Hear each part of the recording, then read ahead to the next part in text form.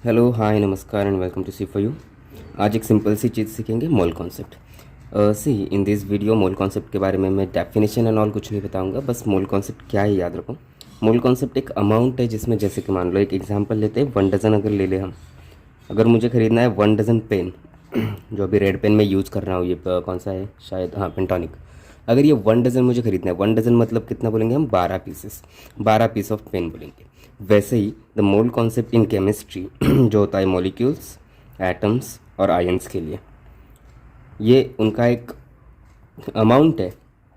The amount of substance, amount of molecules, atoms और ions which contains Avogadro's number, जो कि 6.022 into 10⁻23 number of molecules. अगर carbon ले लें हम, कार्बन का ग्राम एटॉमिक वेट आता है 12 ग्राम, तो यही उसका मोलर मास भी बनता है। 12 gram of carbon whenever we will take, तो उस 12 ग्राम कार्बन में हो गए 6.022 इंटू 10⁻23 एटम्स ऑफ कार्बन। अगर हमने ले लिया तो मान लो CH4 का ग्राम मॉलिकुलर वेट आता है 16 ग्राम। अब ये ग्राम एटॉमिक वेट और ग्राम मॉलिकुलर वेट क्या होता है इसके लिए अलग से वीडियो बना दूंगा। आज मोल कॉन्सेप्ट पढ़ रहे हैं, मोल कॉन्सेप्ट से ही जाते, क्योंकि मेरे एक स्टूडेंट ने वीडियो में कमेंट किया है कि सर मोल कॉन्सेप्ट के प्रॉब्लम्स कैसे सॉल्व करते हैं वो बताओ ज़रा। तो चलो वही करते हैं आज। मोल कॉन्सेप्ट में देखो, एक सिंपल सी रिएक्शन देखेंगे अभी हम। एक अगर रिएक्शन दी है ऐसी कि 2 hydrogens combine with oxygen to give you 2 moles of H2O। ये जो बैलेंस्ड केमिकल इक्वेशन होता है, बैलेंस्ड केमिकल रिएक्शन, ये मोल्स में लिखा जाता है। इसका मतलब है यहाँ पे हमें 2 मोल्स लगेंगे of hydrogen with 1 mole of oxygen, जो कि हमें देंगे 2 मोल्स ऑफ वाटर। क्वेश्चन ऐसे पूछते हैं कि सर ये अगर केमिकल रिएक्शन दी है, बैलेंस्ड इक्वेशन, इस equation, according to this equation, if I'll have 1 mole of hydrogen gas, obviously these two are the gases and this is the liquid, if we have 1 mole of hydrogen gas to combine with 1 mole of hydrogen gas, हमें oxygen कितने लगेंगे। अब यहाँ पे simple सा mathematics करेंगे, 2 moles के लिए 1 लगता है तो 1 के लिए obviously half mole of oxygen लगेगा, ऑक्सीजन।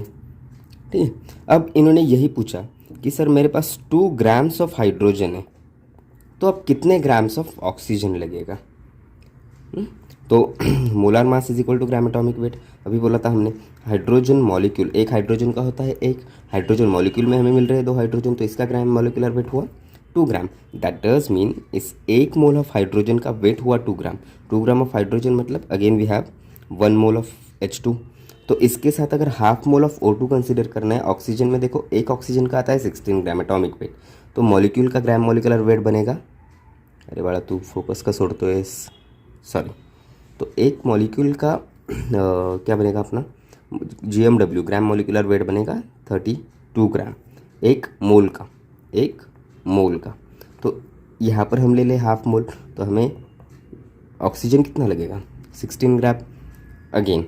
अब इन्होंने बोला सर मेरे पास 44.8 लीटर्स ऑफ हाइड्रोजन है, बहुत ज़्यादा हुआ ना, 2 ग्राम कहाँ पे, 44.8 लीटर्स कहाँ पे, इतना हाइड्रोजन है। अब इस हाइड्रोजन के लिए हमें ऑक्सीजन कितना लगेगा। Now remember one thing, mole concept में ये एक सेंटेंस आता है कि 1 mole of any gas occupies a volume of 22.4 litres at STP। अगर ये रिएक्शन STP पे दिया है and now they are saying कि वी हैव 44.8 लीटर्स ऑफ किसका, हाइड्रोजन गैस का। अब सेंटेंस तो बोल रहा है, कॉन्सेप्ट तो बोल रहा है 1 मोल ऑक्यूपाइज 22.4 लीटर्स, तो 44.8 लीटर जो एग्जैक्टली डबल है इसका, ये 4 दिख नहीं रहा है क्या, ठीक है, एग्जैक्टली डबल है इसका, तो कितने हुए 2 moles of hydrogen. 2 moles of hydrogen अगर हम रिएक्शन देखें यहाँ पे, सो 2 मोल्स ऑफ हाइड्रोजन के लिए हमें 1 मोल ऑफ ऑक्सीजन लग रहा है।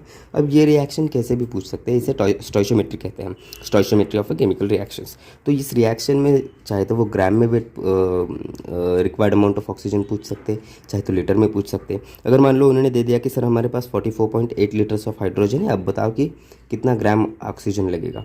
तो 2 मोल्स के लिए हमें लग रहा है ये रिएक्शन में 1 मोल ऑफ ऑक्सीजन, और 1 मोल का ग्राम मॉलिकुलर वेट हमने निकाल के रखा है 32 ग्राम, तो इस हिसाब से यहाँ पे हमें 32 ग्राम ऑक्सीजन लगेगा। अगर उन्होंने पूछा सर हमें बताइए कि लीटर्स में कितना लगेगा, वॉल्यूम में कितना लगेगा, तो अगेन यहाँ पे तो हमने 1 मोल ही लिया है ना, 32 ग्राम मतलब 1 मोल है, 1 मोल ही लगेगा। और 1 mole according to the Avogadro 1 mole of any gas occupies volume of 22.4 litre. तो 44.8 लीटर किधर गया यहाँ, 44.8 लीटर्स ऑफ हाइड्रोजन हमें कंज्यूम करना है, तो हमें लगेगा 22.4 लीटर्स ऑफ ऑक्सीजन। अब ये दोनों मिला के कितना होगा, 22 मतलब 63.2 लीटर्स, इतना हमें आफ्टर दिस ये वाटर मिलेगा। गेटिंग इट, क्योंकि वाटर तो लिक्विड है सर, इसे अगर आप हीट करोगे तब ये अगेन 2 मोल्स विल ऑक्यूपाई कितना ये 44.2 लीटर्स। अब इसमें हमने कॉन्जर्वेशन ऑफ मास पढ़ा है, एक कॉन्जर्वेशन ऑफ मास, वो भी देख लेते हैं। इस 2 मोल्स का वेट, 1 मोल का हमने यहाँ पे देखा 4 ग्राम था, ये 4 ग्राम है। उसके साथ हमने ऐड किया ये 32 ग्राम, 32 + 4 होना चाहिए 36। H2O का अगर एक मॉलिक्यूल का हम वेट निकाले तो वो आता है 18 ग्राम, 18 AMU आता है, सॉरी मॉलिक्यूल का अगर बोल रहे तो 18 एटॉमिक मास यूनिट्स, और उसी को हम GMW में कन्वर्ट करेंगे तो आता है 18 ग्राम्स। 18 ग्राम्स एक मोल का हुआ तो 2 मोल्स का हुआ 36 ग्राम, तो 32 + 4 36 आ गया। तो यहाँ पे law of conservation of mass भी सेटिस्फाइड है। सो आई होप सो ये कॉन्सेप्ट क्लियर होगा। Thank you very much, that's it for today.